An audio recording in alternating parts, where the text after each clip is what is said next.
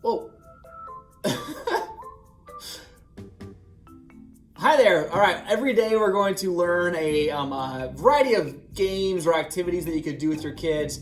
The things I like about these, I obviously have some more like 7th grade specific things that I do, but all these things can be adjusted towards your grade level and towards your ability level. Obviously, high school math is going to look a little bit different than 3rd grade math. So what I have in front of me are cups that they're kind of hard to see from where you're at. I'll probably zoom in on the video here. And on these, for my class, I have fractions, decimals, and percents.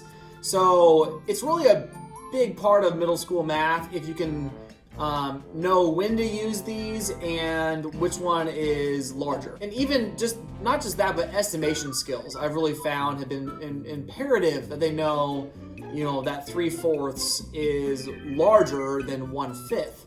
But the thing that I've really come to find out is that in the brains of my kids, they just don't understand the correlation or the connection that 3/4 is above a half and that 1/5 is below a half. So then obviously, 3/4 is bigger than 1/5. And then you get into more complicated things like what is 1/5 of 3/4. But the more that they get the hang of it, they can think, okay, 1/5 is also 20%, which is also 20 hundredths or 20 cents. And they can see the connection between those three numbers. And so what's 20% or what's 1/5 of 75 cents? Okay, so 75 cents is around 80 cents. So a fifth, which is around a fourth, this is getting kind of crazy, is around 20 cents.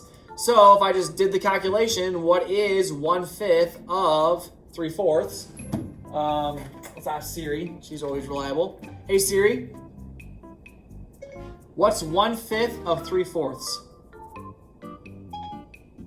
1/5 times 3/4 is 0.15. All right, now my answer, I said about 20 cents. It's actually 15 cents, but I'm not too far off. Like that estimation skill really does help you out. Like you're in that ballpark. And I think the sooner we can make the connection between all three of these numbers, the better it is for kids. Too often we teach a fraction unit, and then we teach a decimal unit, and then we teach a percent unit. But what we gotta have the kids understand is that all of these numbers are related. They're just used for different things. Like when you go to the store, you're gonna use decimals, but you're also gonna use percents. It'd be really strange if you went to the store and they said that costs 3/4 of $100. But they would, instead of saying fractions, they would say, well, it costs $75, which is technically a decimal. So I think it's just a really important conversation. And this is a great game that you can do with your kids to practice this. All right, so I'm going to introduce the game to you. Over here, let me grab those real quick. I have an unused bag I was actually planning on using this summer and then buying some more. You can buy a big party pack of 120 cups, which really would cover 12 of your kids because each one of these has 10 cups in it. So if you wanted to buy your own for your classroom, I would highly suggest it. This is like a class favorite that I have. But I also want to throw this out there that if you want to order like a class set of these, and I would ask that you pay for the shipping, I will put these in a FedEx box and I'll send them to you. Now I'll send just like 10 cups to you. I'm not going to send you 120 cups. Okay. All right, so look at this first stack of cups. We have 88%, and then we're going to compare that to 7/10. Now, I try my best to read this out loud to the kids as 7/10, because then they start to see the connection between, this is just read 7/10, so as a fraction, this would literally be 7/10. As a percent, we got to think about what would this be per 100. Well, if it's 70 hundredths, 70 per 100, that'd be 70%. So the more just math terminology and words you can use with that, the better off you're going to be. I do it every now and then. I'll just tell the kids this is 0.7. It's just kind of a habit from my younger days, but I try to catch myself as much as possible and actually say 7/10. So 70 cents or 88 cents, and we're just gonna organize them one at a time. So obviously this would go from left to right, that would be the smallest one. Then we're gonna compare 4/5. Now 4/5 is the same as 8/10, so that would be 80 cents, and that would go in between them. But you can see I'm just gonna organize them 1 cup at a time. Now, I have students also that they get all 10 cups out and they just like go crazy with it.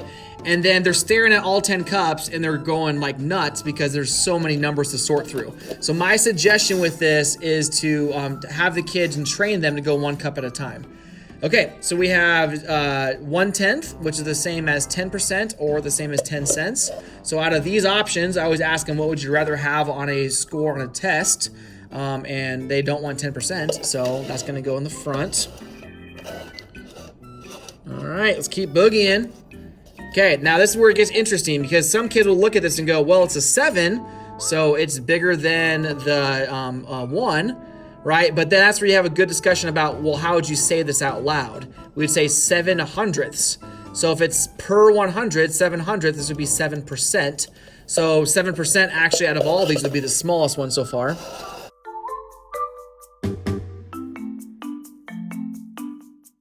Keep rolling. Same thing, 9% between these two. All right, 88/100ths. Now this is really an interesting one, and I'll compare it to this one right now. Okay, so a lot of times students will say, well, Mr. Phillips, those are the same value, but when you look at it, this one repeats. So really, this would be like 88.8%, and this one's just 88. So this one's actually a little bit bigger than this one. Now notice I intentionally did this to where I made all the numbers somewhat similar. I mean, I didn't make one over here, 88%, and then one over here, well, I guess I did make it 7%, but they're all like, they could be mistaken for the same thing. So I'll use an example. Like 3/7, like that's not a really easy one to do in my head. I don't even know the actual answer, but I do know one thing. It is under 50%. Because half of 7 is 3.5, so this is under 50%. When we look at the numbers I currently have, the only spot that could possibly go would be in between the 10% and the 70%. Because it's not bigger than 70%, but it's also big. I know it's bigger than 10%. So the amount of estimation this activity takes is really, really, really good. All right. Same thing. I made this very similar. 8.9% at first glance looks bigger than this, but if you change this to a percent, it's an 88%. 88.8, repeating, and this is only barely 9%. But the cool thing is, it is relatively close to that one right there. So, I know at first glance, it looks like, how could 7th graders do this, like, in their head? This would be 8%, it's gonna go after the 7. Okay, so now I'm gonna go ahead and stack them to show you how this looks. So I have them organize them all first. I'm really sorry for my massive arms here, this is really strange.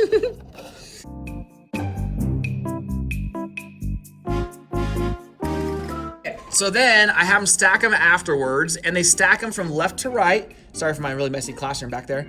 And left to right, least to greatest. So we have 7%, 8%, 8.9%, 9%, 10%, under 50, 70%, 80%, 88, and 88 repeating is the biggest one out of this group. And then when I come by and check them, it's kind of like you use your own discretion, but I might say like, you have 3 cups wrong. Or I might say the bottom row has a mistake, or maybe the second row up has a mistake, or you got one wrong in the last 3. I mean, it just kind of varies on how much you want to help them, but great activity, really, really solid. So I want to point this out also. The other cups have different numbers on them, and actually I go kind of maybe a little bit unorthodox with like this set that goes up to 790%, which it's important for kids to understand that every number can be written as a fraction, decimal, and a percent. Now, every number that we're going to encounter in 7th grade math. Okay, and then we have different numbers for the set of white. And the cool thing about sorting them this way with different colored cups is I can just stack them like that, go around and give them out to the kids. Now, I talk about these cups as if they are my children. Like, you gotta take care of these, because I will say this, if becomes like speed stacking for your kids, these cups will have a short shelf life, okay? I made these cups almost 7 years ago, and they're still lasting for me because I give the kids a come to Jesus talk if I ever see them like misusing the cups. So they understand that I want them to be nice. Now, if I show you closely here, some of these cups have a little bit of TLC on them. You can't really see it there, but it has some tape on them because over the course of years, they just even kids that try to squeeze them too hard, they will crack. So you've got to, there's a lot of time put into this, but the nice thing is it's really pretty inexpensive, and you get a chance to have a whole set of 12 of these if you bought them at the store. Now, the other thing I will mention, I didn't really worry about these being different colors, but just be aware that there's some ridges on cups when you purchase them if you're going to do that, and it kind of makes it for a little bit difficult if you're going to have all the same color in your classroom to keep them separate. My suggestion on the inside of the cup is make a letter, like label all this one A, all these B, all these C. So if they happen to get a little bit unorganized, you can just go through and see, oh, that goes with a set A, and you know they're all supposed to be together. All right, if you're a lower elementary school teacher, like even any kind of elementary school, I may suggest to use just basic like 1/4 and 1/5 and 2/10. Don't get crazy with it. Like I had this one, or the blue one here that had 3/7. But I'd also encourage you to maybe have like a set of fractions and decimals, or percents and decimals, or like it's okay to have all decimals. But what you're going to notice is that the kids have really, really good discussion when you throw in different numbers. And the sooner we can make them all the same, like to understand that, oh, like 4/5 is also 80 cents, which is also 80%. And get that connection in the brain to click, the easier the job becomes, and the easier the understanding becomes as they get older too. So now one last thing. For as far as the assignment purposes of creating these, if you don't have access to cups currently, I'm going to ask you to make 4 sets of numbers. 4 sets of numbers if you don't currently have cups on hand. So you're going to have 4 sets of 10 numbers that you think would work really well for this. Another thing you could do, which is not as much fun, but it still works. I put them right here, sorry. You can have like little chips that you write the numbers on, and the kids organize them on the table. You could have like a piece of paper that you cut and you laminate that's organized on the table. The thing that they like about this, to be honest, is the stacking feature. And the thing I like about this is I can store them in my cupboard and it's super easy. I have like 12 sets up there that are ready to go. So if you don't have access to the materials, I'm going to ask you to make 4 versions of this, okay? If you do have access to something like this that you can make out of chips or cups, I'm just going to ask you to make 1 hard copy, like 1 actual hard copy, and then 2 additional copies that are on paper. That's just maybe saving you a little bit of time if you have the hard copy, this actual stuff. But I will say, if you have more than enough to make more than 1 set, just do it now, because you'll get it done and you'll have it ready to go for next school year. And they're easy to grab out of the cupboards. These are really, really good for station work for kids. So hopefully that makes sense. I know this went a little bit long, but that's your main creation for today, is some type of sorting activity for your kids. All right, thanks.